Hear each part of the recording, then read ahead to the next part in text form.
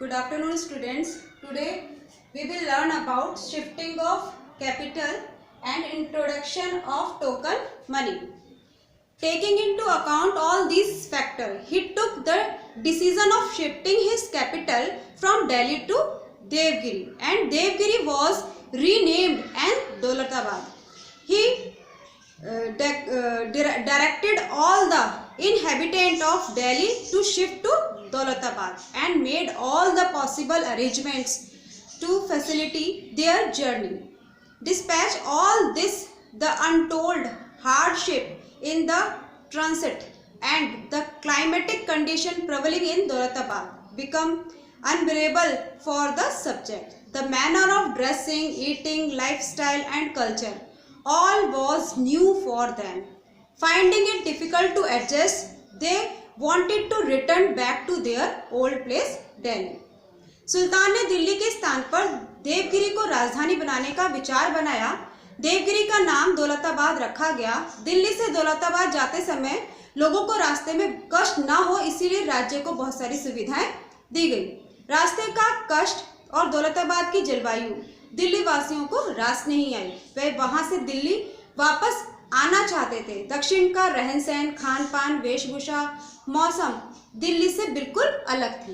करीब 2 वर्ष बाद सुल्तान ने दौलताबाद छोड़ने का निर्णय लिया। उसे महसूस हुआ कि जैसे दिल्ली से दक्षिण पर नियंत्रण रखना कठिन है, उसी प्रकार दक्षिण से दिल्ली पर नियंत्रण करना भी कठिन था। इस प्रकार सुल्तान की जो सेकंड कैपिटल की योजना थी वो बिल्कुल फेल हो गई और अंग्रेजों ने भी अपने जो ब्रिटिशर्स थे उन्होंने दिल्ली के स्थान पर शिमला को अपनी सेकंड कैपिटल के रूप में डेवलप किया। अब आता है हमारा इंट्रोडक्शन ऑफ टोकन मनी। सुल्तान थ्रोट of issuing token coins made of brass at that time in rest of the world silver made coins were in use.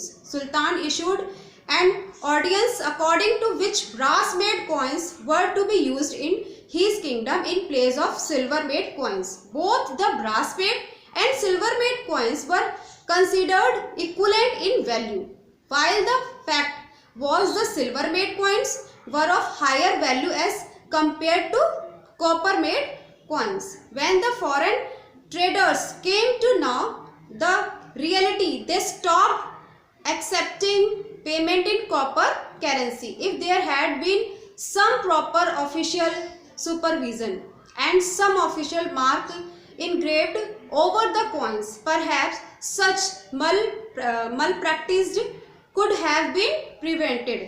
Releasing the failure, the Sultan suspended the use of copper coins and instead issued silver coins from government treasury. जिस समय सुल्तान ने सांकेतिक मुद्रा के प्रचलन की योजना बनाई, उस समय विश्व में चांदी उत्पादन काफी कम हो रहा था। उस समय चांदी के सिक्कों का प्रचलन था। सुल्तान ने चांदी के सिक्कों के स्थान पर मिश्रित मुद्रा के सिक्के चलाने का आदेश दिया। इन सिक्कों का मूल्य चांदी के सिक्कों के मूल्य के बराबर ही माना गया।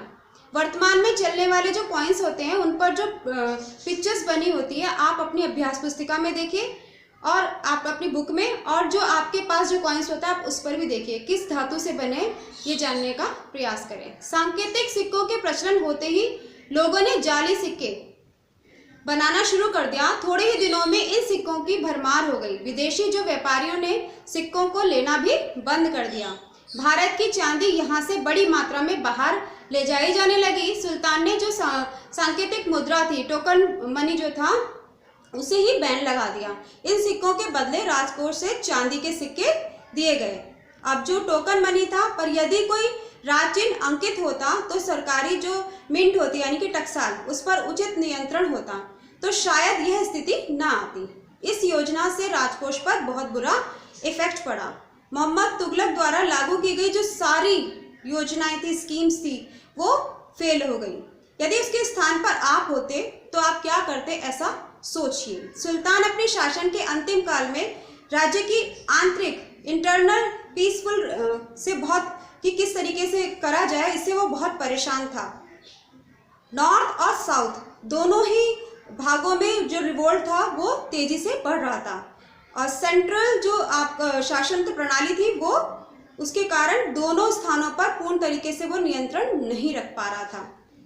जो साउथ में उसने 2 नए स्टेट विजयनगर और बहमनी राज्य धीरे धीरे उदय होने लगे थे, और वेस्ट में बंगाल फ्रीडम हो चुका था। सुल्तान अपने शासन के लास्ट 16 इयर्स में रिवॉल्ट को शांत करने में ही लगा रहा, इधर उधर भागता रहा। सिंध में जब रिवोल्ट के समय मोहम्मद बिन तुगलक बहुत इल हो गया, बीमार हो गया, तो 1351 में उसकी डेथ हो गई।